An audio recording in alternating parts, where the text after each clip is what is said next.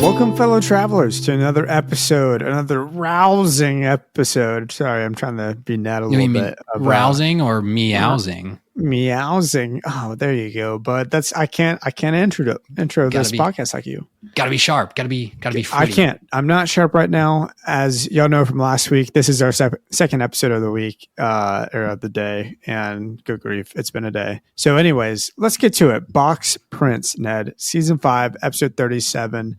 A very cat episode, cat heavy. I just rolled a D&D D20 just for the heck of it to see how good this podcast was going to go. And I think you could tell by that intro. Nat 20, baby. I rolled a 1. So it was a critical miss. This episode is going to be absolutely horrible, but we're going to go for it. And I think it's going to be good. Yeah, well, I kind of enjoyed this episode. I'm not going to lie. I know it's dumb, but funny factoid about this episode. Olivia Olson in 2020 was doing an interview and said this was her favorite episode. Very shocking, very surprising. Yeah. Wait, on our episode, or where did she say that? Yeah, not on ours. We did not interview her in 2020, but it was in a different interview. That's right. If you haven't noticed, we have an interview with her, or podcast with her. We did not do an interview style, thank God. It would have been boring. NEA 100. No, I think it was an interview. I mean, kind of. It was a conversation more than anything. It was a good conversation. But so I think this episode holds some merit. I think it gets back along to maybe some of the sentiment of some like older season episodes. But I think it's a good transition from Dungeon Train to this, that whatever Finn comes home a couple weeks later, there's been some sort of like weather that's keeping Finn inside. You can tell he's itching. He's itching to go outside. This is, again, a fun, different Finn setting here where he's moving from, I'm feeling gray, my voice inside isn't speaking, and he's about to bust at the seams to go do anything at this point after being cooped up inside. And again, this is an episode where he does not mention Flame Princess. There's no like, I'm depressed. I mean, if anything, something's going on with Jake, because Jake is having a rot day, as you like to say, Ned. Yeah, and that's rot day. I mean, who knows how many days? Like, it's been terrible rainy weather. You can see how oversaturated the ground is. Puddles everywhere. And Jake has just got tons of trash all around. I mean, like 10 bowls or something like that stacked. Yeah. BMO's concerned about Jake. That's how you know it's bad. BMO's a little concerned. When BMO's a little concerned about being cooped up inside. Yeah, when your video game console says, "Hey," just like TikTok, we're like, "Well, you've been scrolling for a while." Yeah, are you still scrolling? Are you scrolling instead of sleeping? I swipe on her face so hard. Get out of here. No. That hasn't happened to me in a while. I'm really proud of myself, actually. Come to think about it. Anyways. But they got the nachos in there, and Finn sees the box rolling around outside. Right. And he's like, there's a face on the body. Again, he's trying to create something out of nothing. He's so ready for adventuring that they were going from, Finn's barely interested in the mystery dungeon from Flambeau's cousin all the way to, I'm going to go look at whatever this box with a drawing is on the outside of it. Yeah. Jake, seems like there's a lost cat bumping around in a box. And Jake goes, yeah, that's great. Get it out of here. He's like, I don't give a crap about this cat, dude. Well, like, fun callback is BMO's like, did BMO or Finn ask him, well, what did cats why do you hate cats? And Jake goes, they know what they did. And that could be a callback to. What did they do? I don't remember. And that could be a callback to Meow. That Meow tried to kill Jake by poisoning him. So that could be a little, like, we don't know if Jake has had any interactions with cats at all, except the nature of dogs hating cats. But if he's like, they know what they did, it could be Meow, dude. Could be Meow. I do have an issue with, I mean, other than Kate the cat, but that's technically in an alternate universe. There's all the cats in Adventure Time are like actual cats. They weren't mutated in any way. Those specific cats. Well, we do know that there's Science Cat though, too. Oh, okay. So Science Cat's out there. So I think it's maybe some there's probably a few But are there regular like dogs out there feral too. dogs? Okay. Yeah, I'd assume that we have a couple of like feral level dogs. Maybe they're all extinct. Maybe cats. I Feral think cats level. would for sure outlive dogs in a Right. event of a nuclear apocalypse. Yeah, I think so. I mean, especially their skepticism, or maybe, well, you know, they're pretty curious. So And they're assholes. They don't Who's mess to around say? with anybody. There's not a Yeah. friendly bone in them. I'm just kidding. I don't hate cats, guys. I don't. You know, we can't do that this episode. This episode can't just be Ned and Russell no, cat guys. I'm not. I owned a cat growing up. I loved it to death too. I'm not dissing cats. It's just more of the cliches per se. But well, here's the thing. This episode is two plots. You got plot A, which is Finn and a cat in a box attempt to take back the throne of the cats in a box kingdom that maybe isn't even a kingdom. Maybe it's just a bunch of cats and Finn is losing his mind. Plot B is Jake has a tortilla chip stuck in his teeth and he hates the floss. And that's this entire episode. I found myself thinking multiple times as we were going through this with Jake, how is this an episode on Cartoon Network? How is this a plot, I guess, of an episode of Adventure Time or even any TV show on Cartoon Network? And maybe that's the genius of how dumb like BMO and Jake's plot is, where they're just kind of like, oh, I got a tortilla stuck in my mouth. Like, let's go to the bathroom and I'll brush my teeth for a moment. And then I'm not going to floss. Instead, I'm going to use a playing card and try and get it out with that. Like, yeah. I just can't believe that that's an episode of TV. And I can't believe I just spent like 30 minutes watching it twice. And then we're going to spend, an hour and a half talking about it too. Hey, good point. Good point. And I think that's why the tops of the episode, my lovely of the episode, give me some sugar, baby, goes to BMO in this one, because BMO has the best line of the episode when BMO goes, "Oh, so you got it out?" And Jake's like, "No, I'm just going to live with it now. Like, it's just part of my life now, as a constant reminder that like life is pain." And BMO goes, "This is so unsatisfying." And I think that is actually the sentiment of the episode, with how the plot ends with BMO and Jake and how the plot ends with Finn, is that this is so unsatisfying. Yeah. Is this even a kind kingdom? of supposed to be that?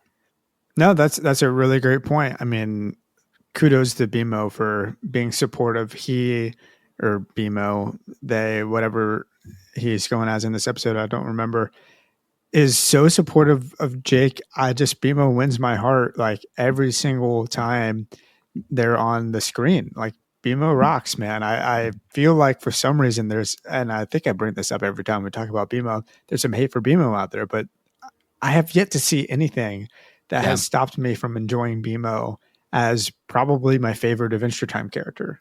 Exactly. And that's why it was so hard to do like the first 2 seasons of the podcast with you, of just like the little BMO moments. I was so excited, and you're like, dude, there's like a one line character of the episode. What are you talking about? And now it's like, it doesn't have to do anything. BMO just needs to be there and be excited about stupid things like, yeah, you got the tortilla chip out of your mouth. And I love, again, that BMO thinks it's so stupid at the beginning, where he's like, Jake, you can just flow. Why don't you stretch big and get it out? Again, the thing about this plot line too, and well, again, BMO's great.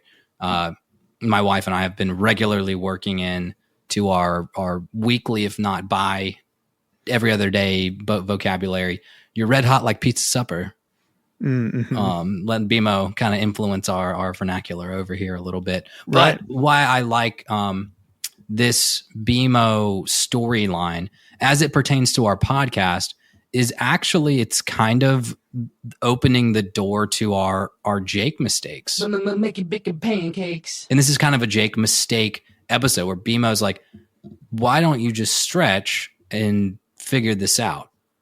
And Jake's like, no, life's, I didn't write down the quote or anything. But, I mean, to live life, you need problems. If you get everything you want when you want it, what's the point of living? Mm-hmm. Followed by a montage of Jake doing non-Jake mistake things. Exactly what we've talked about. Like, Jake needs to go up the stairs. Why didn't he just like get his tail to stretch around solving a tree and a bunch drag of him up the stairs? non-problems? I mean, I think he has a really good point, or at least his thought process in this episode is that all of the things that are annoying in life make the things that aren't annoying so much better. Like, there's no point in living if you never suffer at all to some degree.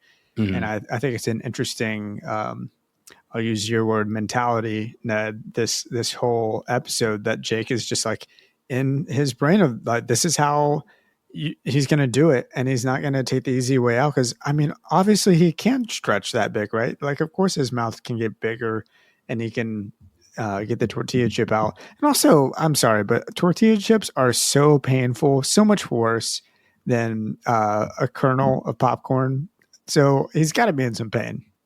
Yeah, but it's worse. I'd say there's a couple of things worse to get stuck in your teeth. I don't know if there's anything more painful. I think getting a tortilla chip stuck on the roof of your mouth is worse. So that's a bad one.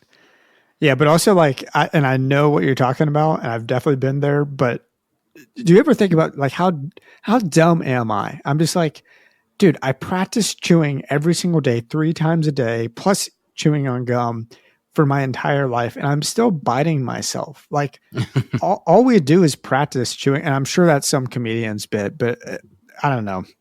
Yeah. Very dumb. It's very dumb, but it leads into, so much of we had that house canon about Jake about, he doesn't stretch when he doesn't have the energy, when he hasn't eaten and all this stuff. And I just think it's funny that, but that would be also, I think, mentally challenging on like, maybe that's why Jake leaves the tortilla chip in, is he's like, I want to save big moments that might be really painful. I'm going to use stretchy powers to get out of those. I don't want to suffer, and I don't want to do any pain when it's more life-threatening, when I can help Finn. So if this is like as painful as like my life needs to be for me to not use my stretchy powers, this like holds me accountable that I'm not doing everything and solving all my problems with stretching. Even though, again, like the montage doesn't lead us to believe that. But at the same time, I'm like, okay, choose if you had to be like, you have to have pain 3 times today, Russell, like, and you get to choose. Is it the finger prick, the huge gaping cut on your arm, or cutting your arm off? Right. And you can exert effort mentally to get out of, to only experience one of those, and you'd be like, cool, I'll experience the finger prick. Like, of course. That kind of might be, and maybe Jake believes in like the karma kind of situation of it too, of like, maybe if I deal with a little pain and don't stretch out of it, I won't experience big pain and not be able to stretch out of it. That is, I'm glad you're bringing my attention to this moment in this episode, because it is a much better moment than I initially thought about. Like, I loved that we get to see kind of like in the episode. Oh man, I wish I had written this down. It's the episode where we're going into a portal to get to,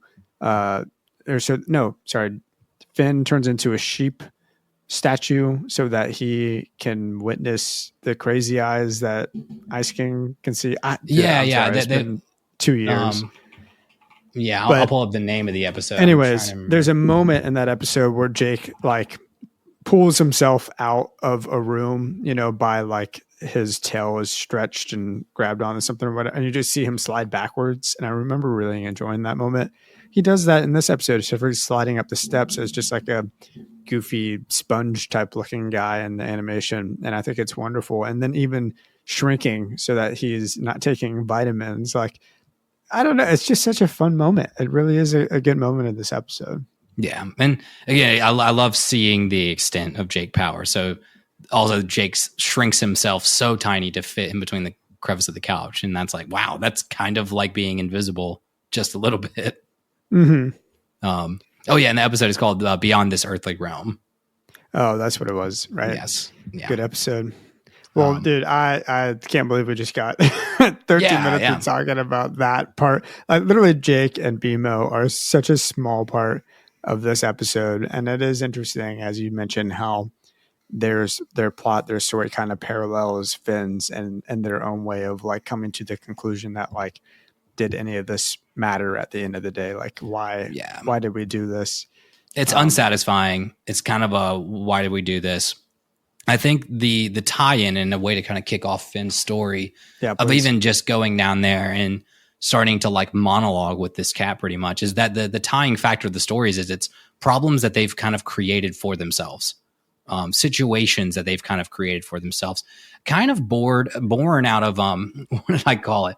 I called it the sins of the sloth. Boredom and laziness can lead to problems that we make for ourselves and problems that we procrastinate on solving. Are like born out of the sins of the sloth per se. And Jake's, I think, is, again, there's a solution, but Jake's procrastinating on solving it. Finn's is a issue, and thank goodness there's not a lot of repercussions because of the issue he creates for himself, and there's not a lot of fallout. There's not a lot of like pain experienced by the Box Kingdom because of it. But it is totally a fabricated. It's somewhat. I want to open it up for debate. Sure, it's somewhat of a fabricated problem that Finn has created for himself. Yeah, I mean, you want me to hop into this? And I want you to hop into it. I want you to kind of. I've got a couple of theories and a couple of analyses of the Box Kingdom here.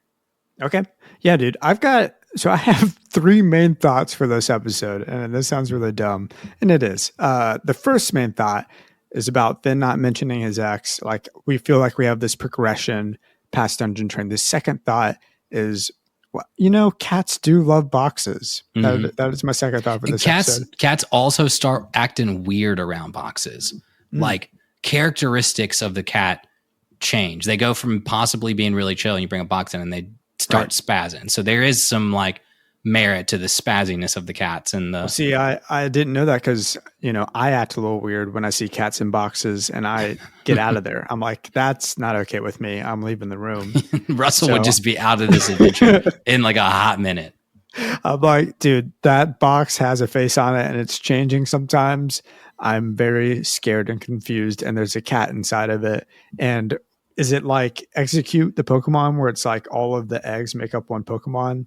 Yeah. So like the cat in the box makes up one single creature, or is it like 2 separate entities that have, for some reason, found a like mutual beneficial relationship of some sort by living together? Anyways, that's really dumb.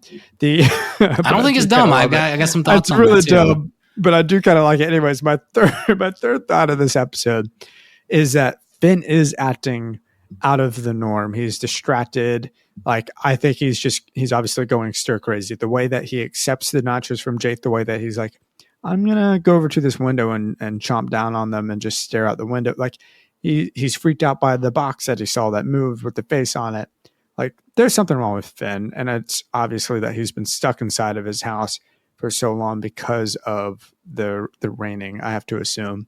So he's stir crazy. He's lost it. He's just finding something to feed his insanity by creating an imaginary kingdom of cats in boxes and a compelling story about a cat box prince who has been dethroned by another cat from the storm or in the storm.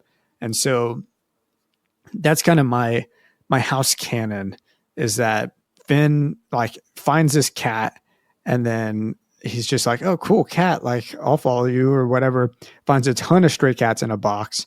And he creates this whole kingdom off camera, the markets, the arena, everything is just, and again, dumb theory. It feels just super obvious. Like all what we're seeing is kind of like what Finn is like. Right. Imagining. He's imagining that it looks like a kingdom. Now it's tough to know because personification of cats, whenever the cats are being personified in some sort of way, like when they're putting on the joust, when they blow the horns, they blow the horn, that's all just in Finn's mind, and we're witnessing it through his perspective. But also, like, what's fun about that theory, even though I think it's obvious like that's what's happening, like Finn is playing pretend, playing this out, but then he's also going, all right, time out. I know where the story's going now. Time to go like get this cow, make it like a jousting arena for both of the cats. And move on. Yeah, what we're seeing off camera is that he's setting he maybe stumbled across all the boxes and stuff in the woods. Then he goes and sets them up, and then he's like, "Whoa, a whole box kingdom!" But he was the one that like set it up himself. Right. That he's in some sort of psychosis state where he's not realizing that he's the one that drew the angry face on the cat box, and he's the one that's changing their faces, and he's the one that's and that's why putting cats on turtles that move, right? Which is like the best part. One of my favorite parts of the cat moments in this episode is the turtle that's just riding, or riding on a turtle as the turtle just kind of goes across the screen. But yeah, I mean, that's why the cat prince swipes at him when he touches the missing crown hole. That's why, the cat prince is literally climbing up a box to go to the litter box to use the restroom. And meanwhile, Finn is just like taking all of these like random, like, oh, you're doing that now? Like, I'm jumping to this conclusion. Like, it was because of the storm. You lost your crown. There's, a kid's in the well, like it's dumb. Yeah, He's just hopping the conclusions. But he's writing the story. And that's what leads, I think, that to be more of like what we could call our house canon with this episode. But I think it's like, I saw a lot of theories online and I was like, you could create your own theories. And I think the one that stands more likely to be true is that Finn's doing enough off camera between the scenes. He's setting it up. He's creating the problems. Even there's a moment, where he breaks the glass and grabs the squirter out of the glass like a emergency thing. He knocks over the main palace per se of boxes when that happens, and you see the boxes collapse. But even at the end, when he like looks back around, it's all of it is in shambles. Like nothing is really organized, and so it's kind of like, oh yeah. And also, cats don't have thumbs; they can't grab a spray bottle. Am I going insane? What are we talking about? There was a moment what are we doing right now? Now, like I said, there was a couple of the moments where, on the flip side, I think an alternative theory can come into play. Okay, we see the cats when they're prepping the joust. The cats are putting the tape on the box. We see like the cat hands. Putting the tape on the box. But again, that I'm was saying this problematic. Is in we do see, the cats play the trumpets. And then my other one was, and they make a beautiful sound. The cardboard box horn trumpets make a wonderful horn noise. Yes. No, trust me. I'm more privy to your theory. I'm more privy to that. I think I'm going crazy. I think talking about this episode, and as I mentioned when I introed this episode, like I think I'm losing my mind a little bit, and I don't know where this conversation is going to go, Ned. I don't know. The other theory is I have kind of two different ones that I would say are much more theoretically speaking. That one, this is a experiment set up by Princess Bubblegum, that she put a bunch of cats in cardboard boxes into the woods to see what would happen. And that, lo and behold, something about the cats is magical enough to where they're experiencing or beginning to experience like the birth of a civilization, that they're getting just smart enough to like learn about princes. They're to set up boxes, to build little litter boxes that are like elevated, that PB is somehow doing this as like a civilization building experiment. The second is that the boxes are enchanted boxes themselves, and that the cats at the end of the episode, they're all out of the boxes. They're back to being normal cats. Whilst in the boxes, the faces change and the cats change. And that this is, again, I might just blame it on Magic Man.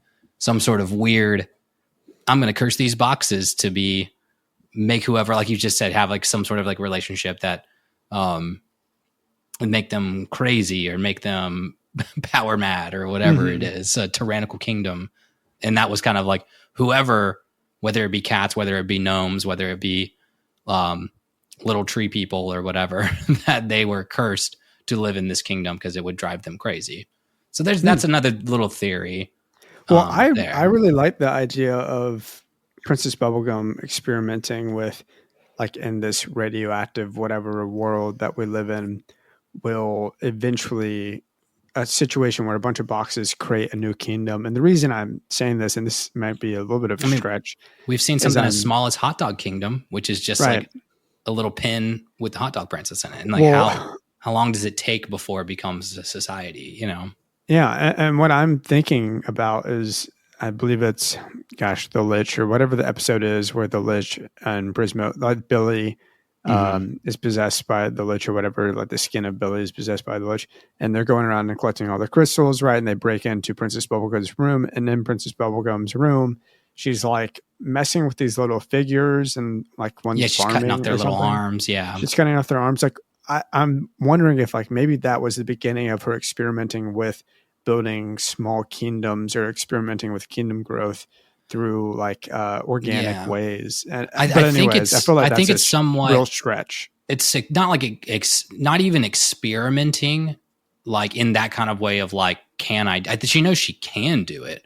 I think it's more of like what if this was a experiment. What's the outcome? What would happen? It would be a theoretically learning, like if I leave a bunch of cats here in boxes and make a kingdom for themselves, how long before there's an inevitable takeover? And again, I think that PB does a lot to ensure that she stays in power and that like her people are protected, that she stays in power and that there's not an uprising or a takeover. And, foreshadowing there a little bit, but that she's studying even as simple of creatures as cats. Same thing with like simple candy people, that how long would it be before even a society of cats would stage an event where a leader could be overthrown and there be a confusion. Right. We already know that she pretty quick with cats, pretty selfish. With her and her suitors, the episode The Suitor, we already know that there's a second Princess Bubblegum floating around, like a robot Princess Bubblegum floating around out there.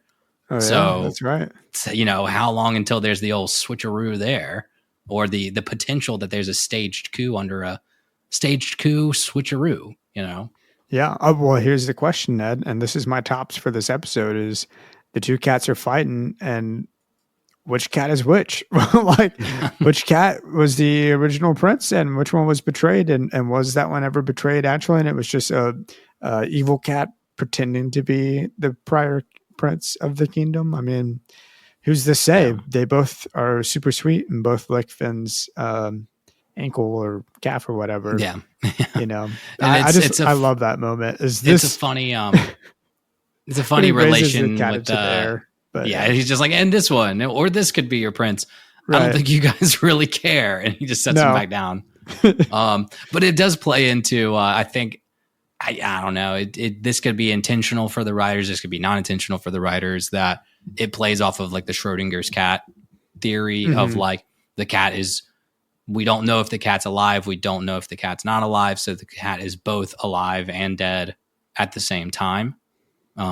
It exists in a, what is it called? Like the superposition is what it's called in like physics.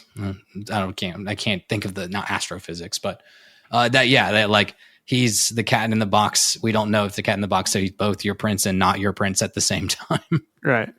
Something like that. It was a stretch. It's a stretch of a theory, but no, I mean, all of these I feel like are big stretches of theories. I mean, truly, this whole episode is just goofy.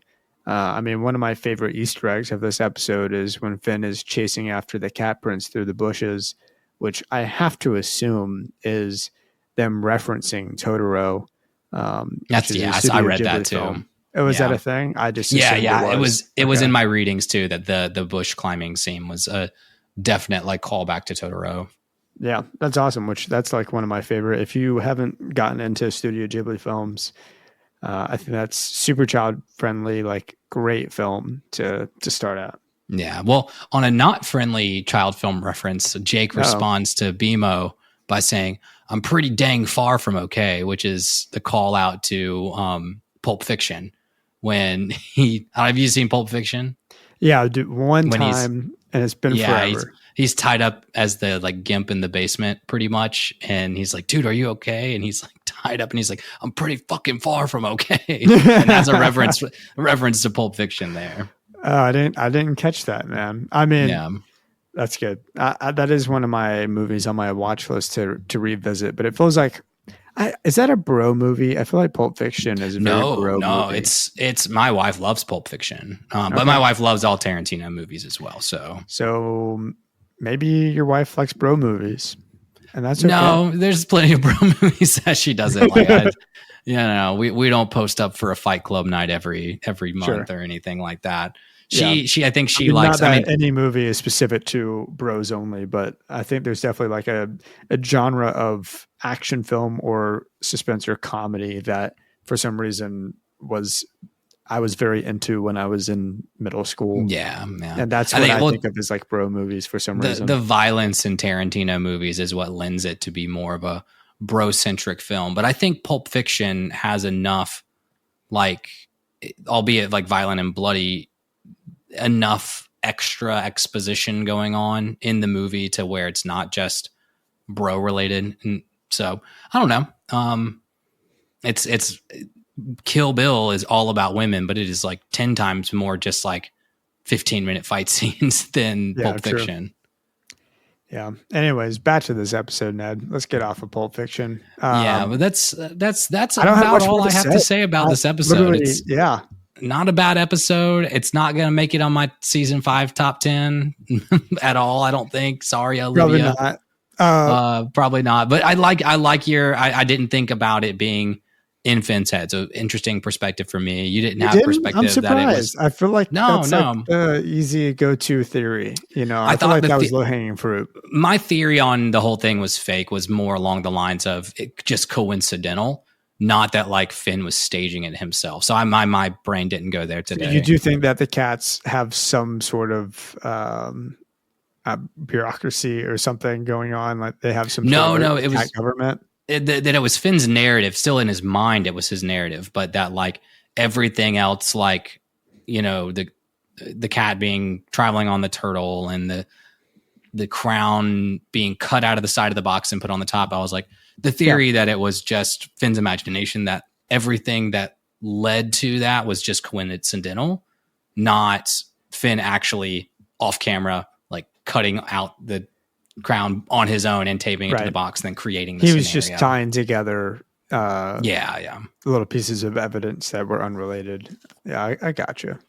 So I think that your theory stands the strongest, but the Princess Bubblegum theory, I'm you know me, I'm very quick to blame her for most anything that I want to blame. Who wouldn't be? Ned, but what do you think of this? My lovely for this episode was the Robin Hood cat box cat. Why? I don't know. I just appreciated that there was a Robin Hood hat in this episode, and I thought that was kind of funny. But we didn't see any action from that cat for some reason. I thought for sure the cat would have some sort of a Robin Hood save the day moment at some point, but it'd have been nice. It'd have been nice too. Oh well. My lovely was BMO. We already know that. Of course. The cat on the turtle, pretty sick. Pretty sick. That would have been probably a runner-up lovely for sure. Was the cat on the turtle. But well, now let's get into some travelers logs. Actually, sorry, we got to do lessons. Do you have a lesson from this episode somehow? You can't. It comes from the scene when he introduces and it puts the Cinderella moment where he puts the crown on the cat and he's like, "They don't think you're the king because you're dressed like a hobo." So my lesson is you can't be a king if you look like a hobo. I like that. Interesting. My rec from last week, Freerun, as we were talking about. There was a really incredible episode. Sorry, this is a tangent. I just realized how terribly tangenty this is. That humans have like, you know, money and clothing is how you show your status or whatever. But instead in the episode, there's an episode about like the internal like mana that mages use is how demons show their power. And it plays into Freerun, which I guess is my rec again, since it's the same day. I'm wrecking it twice. Plays into like how the demons are being deceived by the elf because they are so quick to show their mana levels because it's what ranks them among society and demon society. So, but regardless, my lesson is don't tell my fiance this, Ned. I'm starting to like cats a little bit. Her parents have a ton of them. I'm starting to like cats a little bit. So that's partially a lesson of mine. And then the other one is, you know, maybe the real lesson, maybe the real treasure of this episode are the kitties we found along the way. And it always is. It always is. There's always never ending lessons. Yeah, I think so. Well, now let me kick off this traveler's log segment. We've got two bigger ones, one tiny one, but I wanted to give a shout out to somebody. So I'll start the first one. This is from Yotam, I believe is how you pronounce his name. Yotam Fogel, a long listener of the show from Israel, which cool that we've got a listener in Israel. That's so sick. And he's really enjoying it. Let's see, was just listening to the last episode and found the biblical references to, sorry, this is about Lemon Hope. I should have given you a little context. the last episode and found the biblical references to David pretty interesting. But I think if we're going down a biblical route, Jonah is probably another model of this character. Like him, Lemon Hope runs away from his mission and turns his back on the possibility of a savior, but is forced at the end to return there and complete the mission. Of course, it is relevant only in the later episodes, and then in parentheses, the Lemon Hope episodes. We haven't gotten quite. I love that parallel to the Jonah story of like Jonah runs away from Nineveh, but like cannot escape the ultimate like calling that God tells Jonah to go to Nineveh. So I think you just gave us a great idea and talking point around when we get to Lemon Hope. Yeah, no, I thought that was a really cool theory as well. And I mean, I feel like it was said wonderfully by Yodam, so I don't have too many further thoughts. But anyways, he goes on to say, I'll be happy to hear what you guys think. And thanks anyway, Yodam. Thank you so much. I thought that was rad. I think it'll be really interesting to see. I'm so glad to hear that Lemon Hope is coming back. Yeah, absolutely. He left an impression on me, that little lemon boy, poor little lemon hope. Throw me a lemon. Poor lemon, no hope, and throw me a lemon rope. Yeah, really good. He left an impression on me.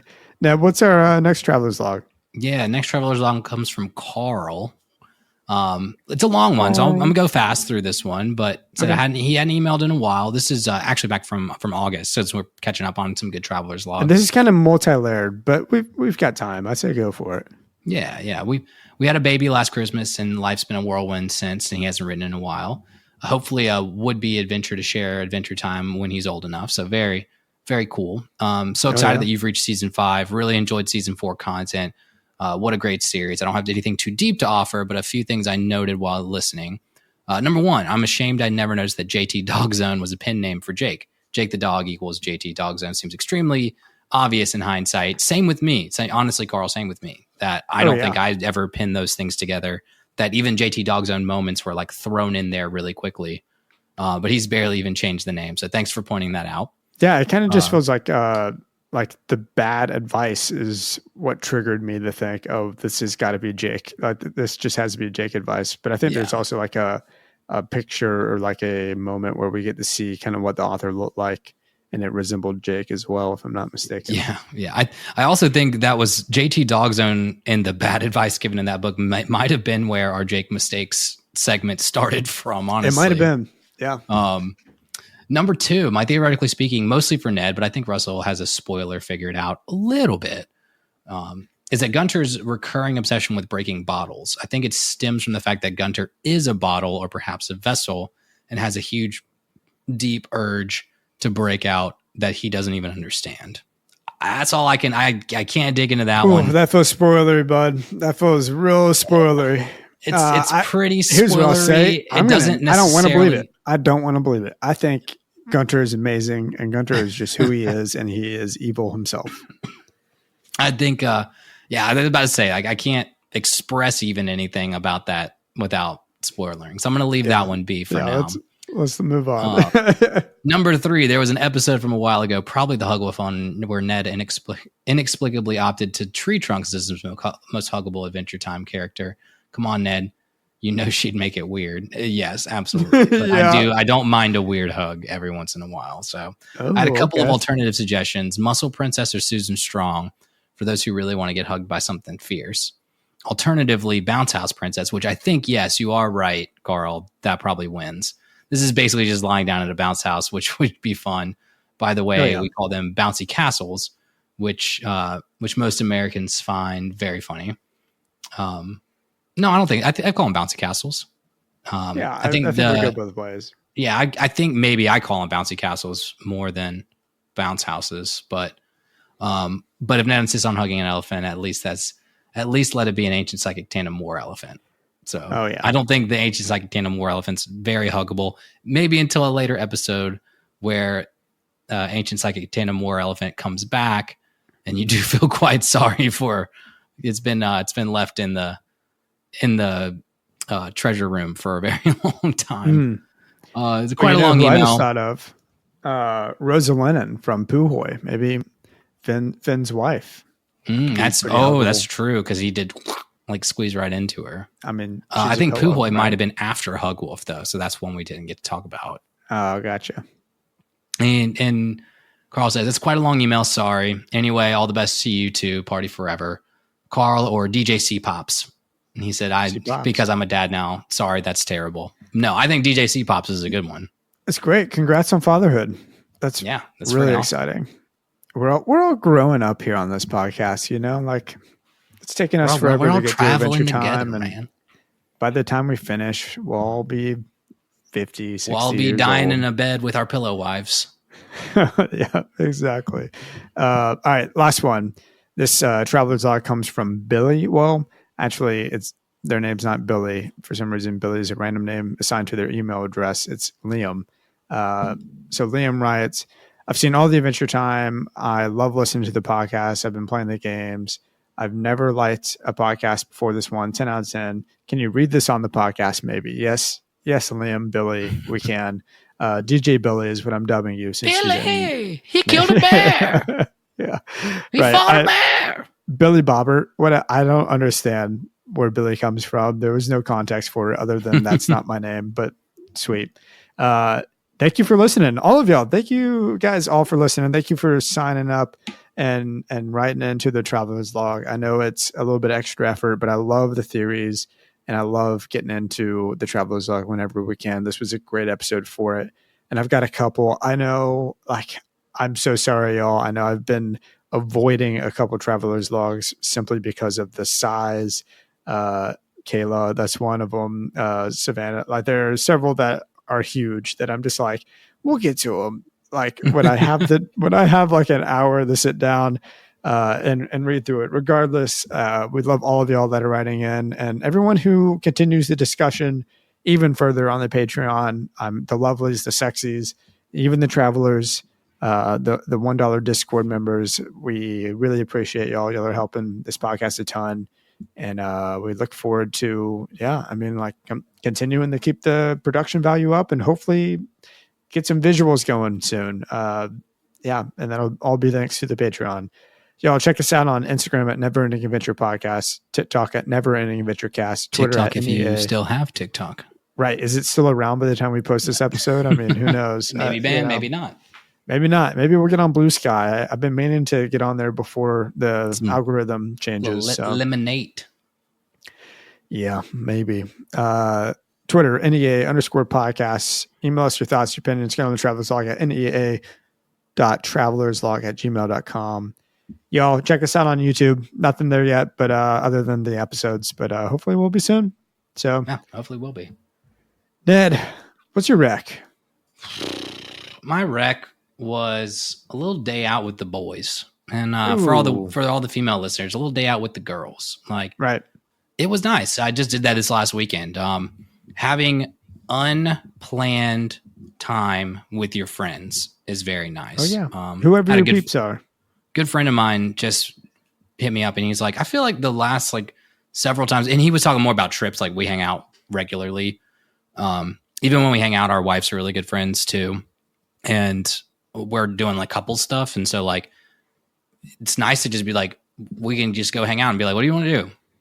We don't have to do anything. We want to go walking down there, or we'll go walk down there. But had a nice little Saturday. He was like, we picked up a case of beers and we drove his car up to the top of his parking deck and just sat in the sunny 70-degree weather in the middle on the first day of February, and it was super nice. And I was like, that's awesome. Then we just chilled. We walked down the road, got some beers and burgers, and then went to a local dive bar and just kind of hung out there, had a couple other guys come and join us. And it was the unplanned boys day out is just very nice. I don't know. So recommendation could be boys day out. Recommendation could be just days where you do stuff that's not planned.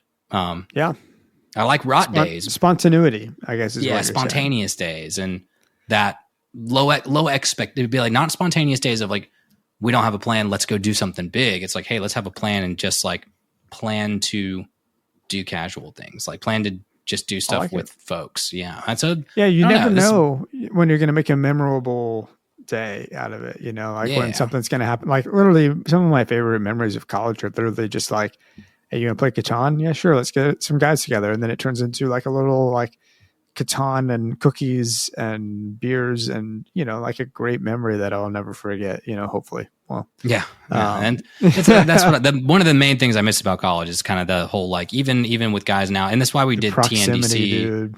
in the days was just like, well, let's just pick a day of the week where we call it drinking club, but it's just like, let's just go do something. And it doesn't like something that doesn't just have to be, it's tough when I was like, well, I want to go hang out with this guy, but like, if we're not like going to a bar, like of course you're allowed to, but it's weirder in a house that you like own with your wife to be like, come over and sit on my couch and do nothing. Can I crash? Like that? It feels like a bigger ask unless they're like one of your best friends, your closest friends. Like it feels like there was a moment with a group of my college buddies where like they were rooming together before they all got married. And I could just be like, hey, I'm coming through Atlanta. I'm crashing on your couch. And it was no big deal. But now I feel like it's just a little different. It just feels a little weirder. But I love the idea of the spontaneity of the whatever days. Like one of my favorite things from college was we used to, especially freshman year of college, dorm sports. Like you weren't supposed to do it, but I loved like we would make a game out of anything. And it was the most, like we were addicted to Skittle Golf for a bit. And Skittle Golf there was a hole that went to who knows where, probably just in between the floors of Creswell dorm and the kitchen. And we would just sit in the kitchen. There was a line you had to sit behind and you would flick kind of like marbles or something. You'd have to flick a Skittle. And if you got the Skittles that go in the little tiny like quarter size hole, you got a point. And that was like a huge, like 2 or 3 weeks of like every day after classes, we were sitting in Creswell's kitchen, just playing Skittle Golf and just feeding the rats, like feeding them. So. Well, yeah. And tear down the whole building now because of sugar rot in the pipes. A bunch of Skittles. Yeah. We just found 400 Skittles that were rotting in through the floor into the bathroom. But no, I mean, or even just like on the top of the parking deck. And we used to do Sigma Alpha Rho, which was a fake fraternity event, which it was straight up just like cigar. It was a cigar smoking club. And I don't smoke cigars, but I would go up there and just hang out with the guys on my hall. And it was just like a fun thing to do. I do miss that. And I love that we had some of that going in Nashville for a bit. And hopefully we'll bring it back one day. Yeah, I'm going to steal that because I've got buddies that like to smoke cigars. So we'll steal the fraternity name when we go smoke. Yeah, dude. Sigma Alpha Rho, cigar. Cigar. All right, man. Well, this has been, we got 50 minutes out of this one, but Box Prints, man. What an episode. What an episode. Yeah. Oh, is that what we were talking about? Is that what we were talking about? What are we doing here? I just remembered I'm not remembering anything and I'm crazy this episode. Coming up next, we got a good Marcy episode, though, coming up. Oh, good. Let's rest up for it. Huh? Yeah, I'm going to rest up for it. Maybe not put in 3 on the day. All right. Well, I will be partying. I'll be partying forever. And until next time, Ned loves you guys or something like that. And I'll say it just like Russell. I'll say, party forever. Party forever.